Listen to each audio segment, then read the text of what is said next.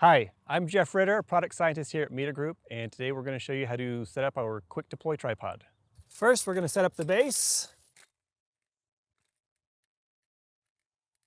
Now these legs are going to lock in place, but you can adjust the height with these removable pins.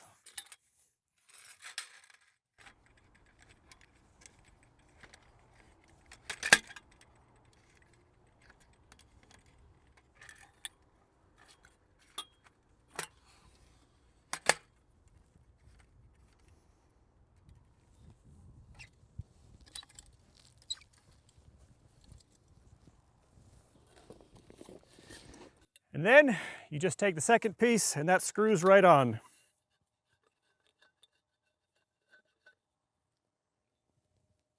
To adjust the height or to account for uneven terrain, we can change where we're mounting.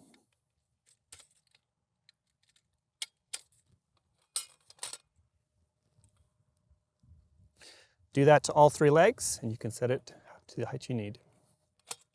Now, if you are using this in areas with high wind, it does come with a guy wire kit, which I would suggest using to prevent your tripod from wobbling.